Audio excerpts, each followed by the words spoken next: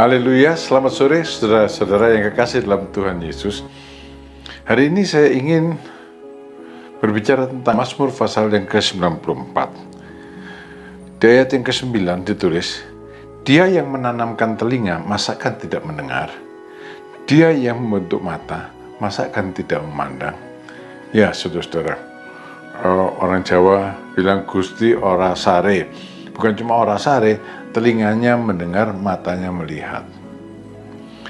Mazmur ini adalah satu kitab yang manusiawi sekali, ditulis oleh Daud dan beberapa orang lainnya, antara lain oleh Asaf, Ethan, Heman, Yedutun, dan mungkin ada orang-orang lain yang menulisnya.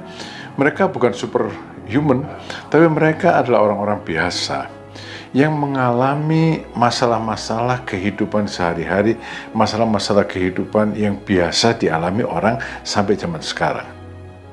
Karena saudara-saudara, pada dasarnya manusia dari dulu sampai sekarang itu sama jahatnya. Ya, sama jahatnya. Dan cara berpikir orang-orang yang jahat sama dari dulu sampai sekarang. Orang jahat dulu berpikirnya tidak ada Allah. Ya, orang sekarang ya juga ngomongnya kan kurang lebih gitu. Ya, dalam Mazmur 94 ayat 4-7, mereka orang-orang jahat itu melontarkan kata-kata yang kasar dan menyombongkan kejahatan mereka. Kata mereka, Tuhan tidak melihatnya, Allah Yakub tidak memperhatikannya. Saudara, karena pandangan yang demikian dari orang-orang jahat, maka seringkali memang orang-orang baik, orang-orang yang beriman menjadi sasaran kejahatan mereka. Karena orang-orang beriman seringkali terlalu polos gitu, saudara. Ya. Tapi meskipun orang-orang jahat berkata Tuhan tidak melihat, Allah Yakub tidak memperhatikan, yang benar adalah di sorga ada Allah yang mendengar dan melihat segala hal yang kita alami dan segala hal yang kita katakan, segala hal yang kita lakukan. Di sorga Allah mendengarnya. Nah, karena Allah mendengarnya, saudara-saudara, karena Allah melihatnya, saudara-saudara, karena Allah memperhatikannya, saudara-saudara, maka dalam segala masalah kehidupan kita bisa lari kepada Dia. Apalagi kalau masalah-masalah kita ditimbulkan oleh orang-orang yang berbuat jahat kepada kita. Allah adalah pembela kita. Pemazmur ini berbicara begini dalam Mazmur 94 ayat yang ke-16. Siapa membela aku terhadap orang durhaka? Siapa memihak aku melawan orang yang berbuat jahat? Tanpa bantuan, kita orang-orang beriman ini sudah lama binasa. Tapi ada yang membantu. Ada yang memihak kita. Siapa?